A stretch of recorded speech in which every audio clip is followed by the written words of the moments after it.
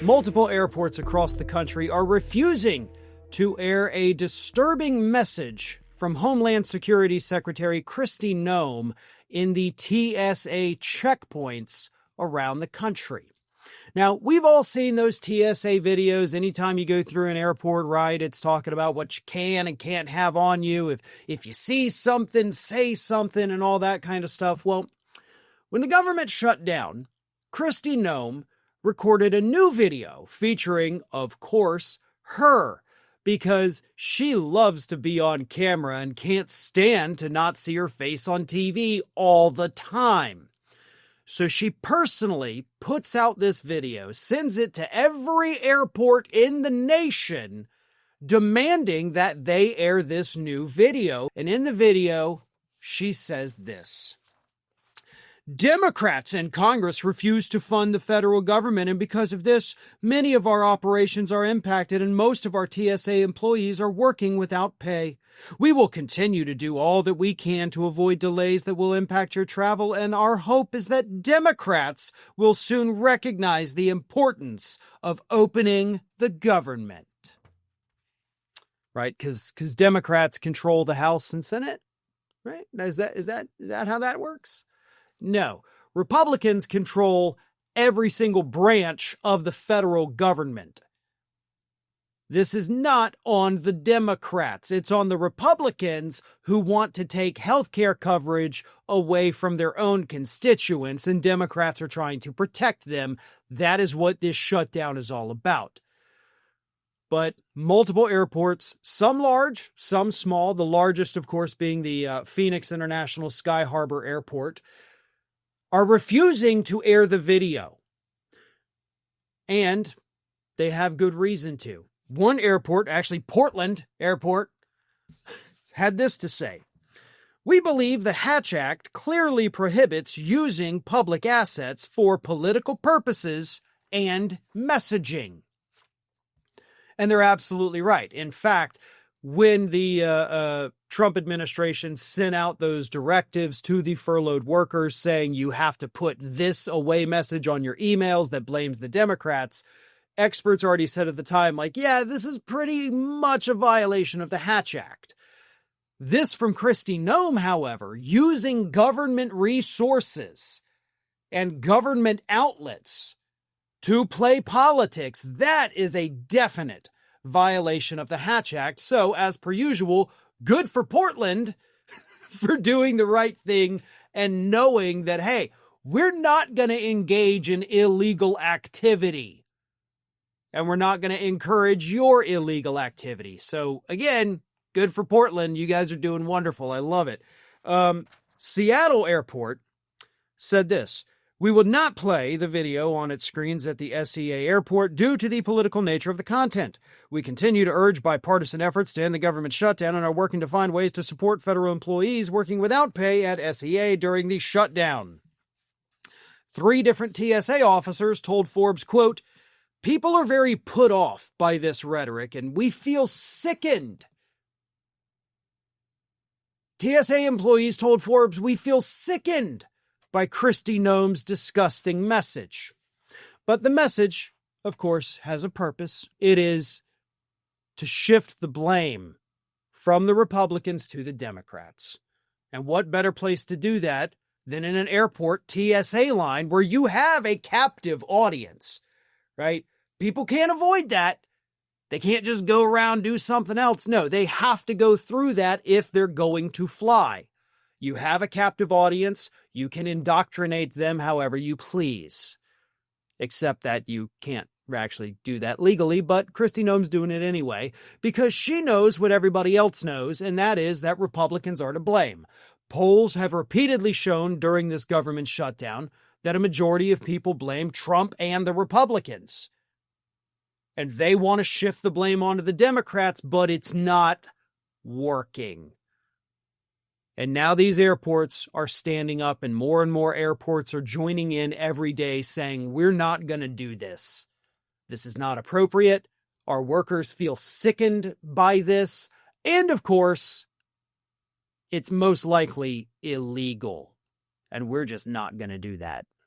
Donald Trump decided to show the world what a disgusting, chauvinistic, perverted pig he is on the international stage in a broadcast that was international, right? Everybody in the world was watching what happened on Monday in Egypt. And for those who may not have been watching, and when I say everybody, I mean, obviously, the news outlets, the major, reporting stations across the country, they were all paying attention and airing this. What happened in Egypt on Monday, of course, was that we've got the peace deal, the alleged peace deal between Hamas and Israel. Hopefully no more bloodshed. Hopefully the deal holds up, and hopefully there's no more murder. There's no more killings. That's what we want. So it's a good thing. We also had 20 hostages released. That's great.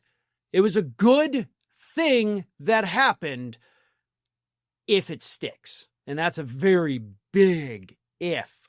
But it should have been a solemn / slightly joyous occasion. You had world leaders from all over there in Egypt to watch the signing of this peace deal. One of them, of course, was Prime Minister of Italy, Giorgia Meloni. And that is, of course, the woman who caused Donald Trump to show the entire world what a disgusting pig he is. Because when Donald Trump was giving his remarks, he decided to single her out and talk about how hot he thinks she is.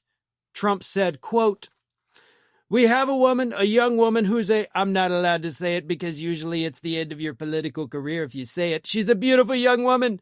Now, if you use the word beautiful in the United States about a woman, that's the end of your political career. But I'll take my chances.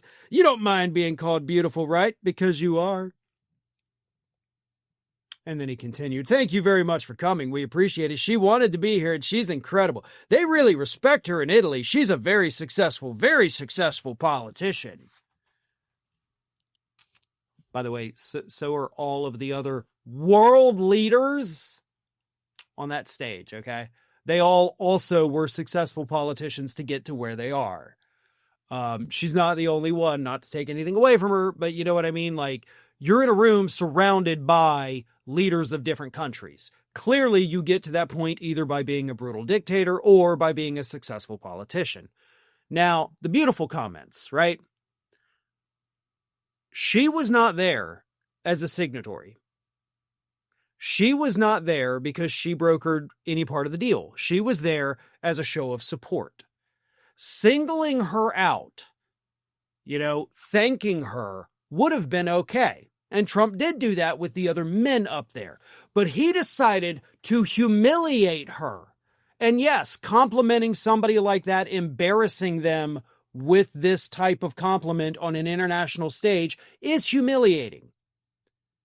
She's not there because of her looks. She's there because of her mind.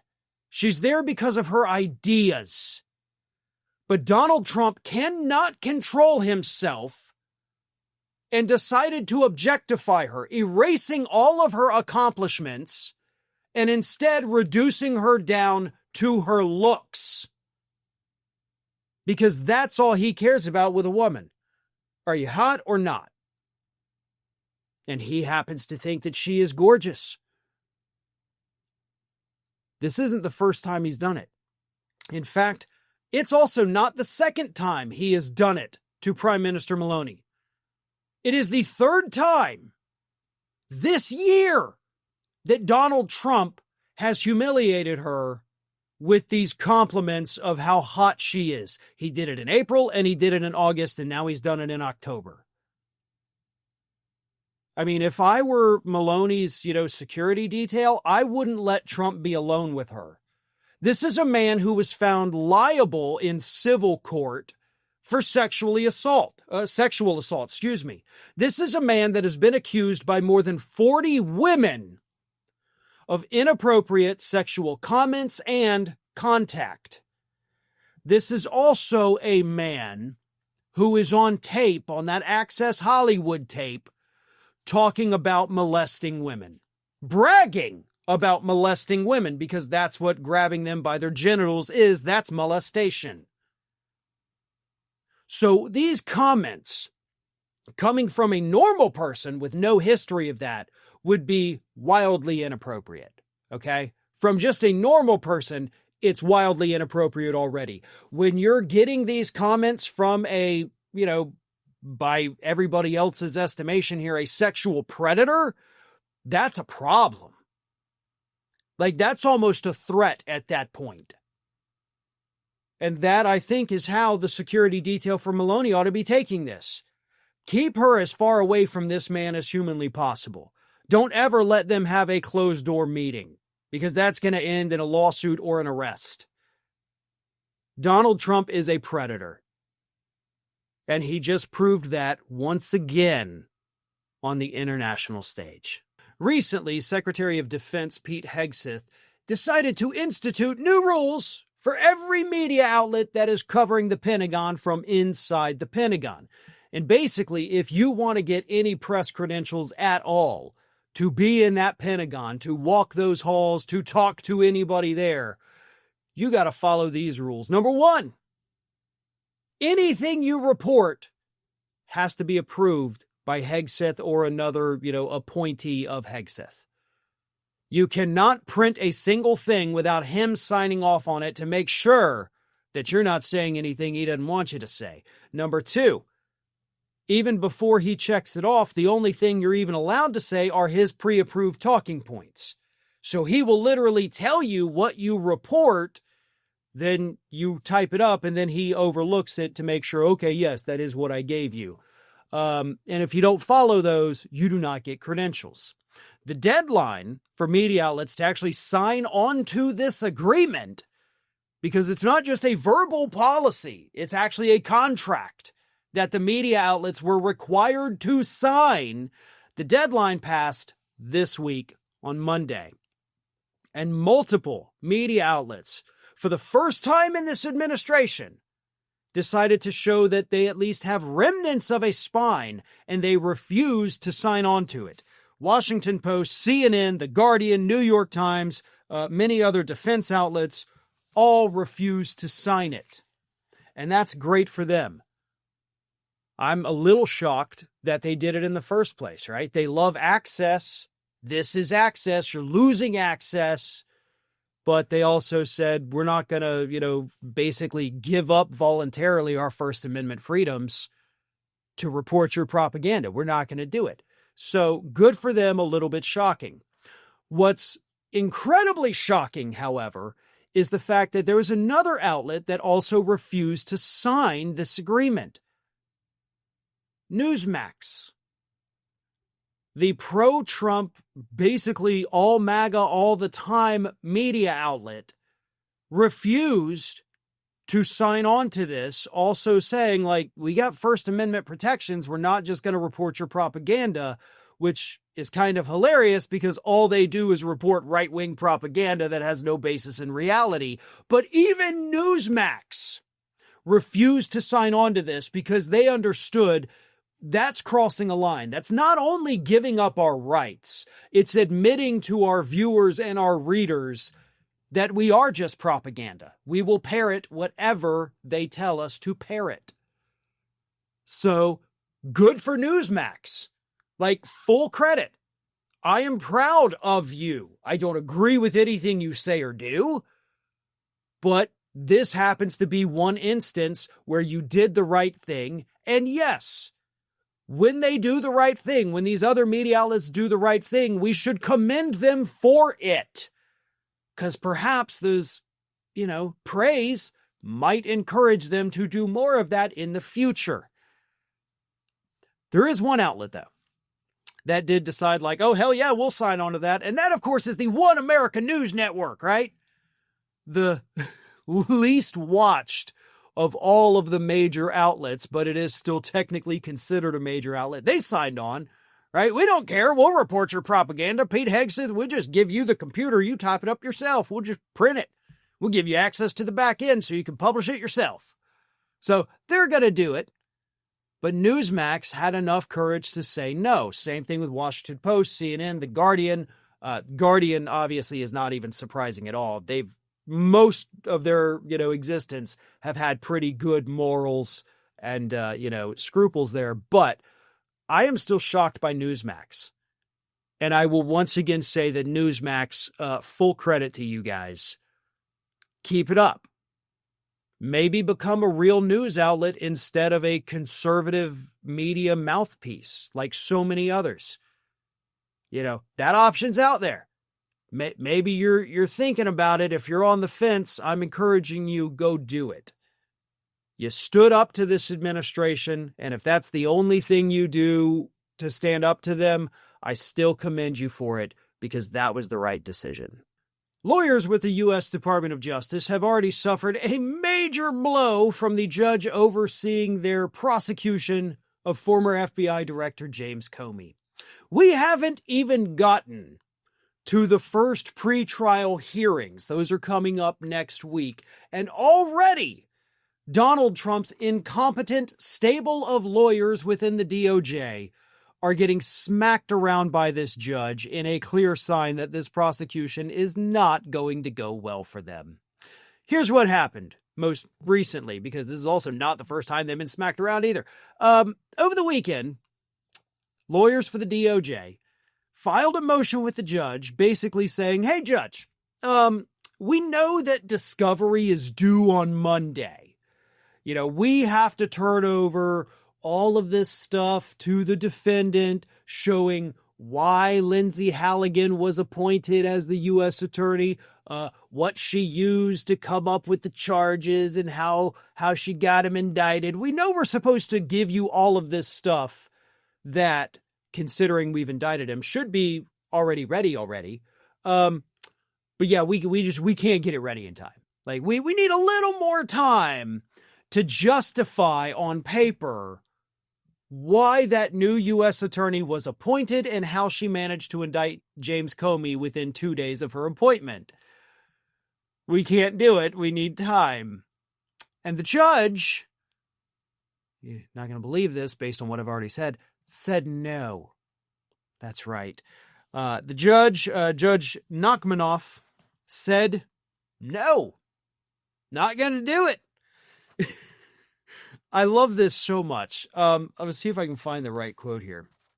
Because the judge said, quote, under no circumstance shall the failure to reach agreement with respect to a protective order justify withholding prompt disclosure of a discovery to defense counsel for review.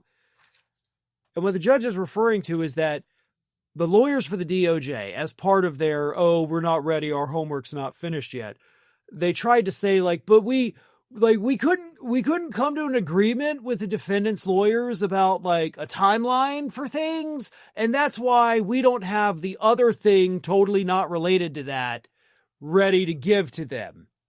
And so what I just read you from the judge's like, that's not what are you even talking about? Those are not related. You couldn't work a timeline out for this thing, so you didn't do this thing too? No. Give them the materials to justify the indictment and the appointment of Lindsay Halligan, which, again, should have already been ready. They're just asking for basically almost just charging documents. And the DOJ is like, yeah, those things. Oh, man, we have to do those? All of this information that they are being required to turn over should have already been ready in a file when they announced the indictment. The fact that it wasn't ready basically blows this case up for the prosecution. It shows they don't have a case. If they did, all of this would have been compiled in a nice, neat little thing like binder, here you go, here's everything, see in court, a-hole. But they don't have it because they don't have it. I have no love for James Comey. If he broke the law, I hope he gets prosecuted, sentenced, and sent to jail. But this is not about did Comey break the law or not.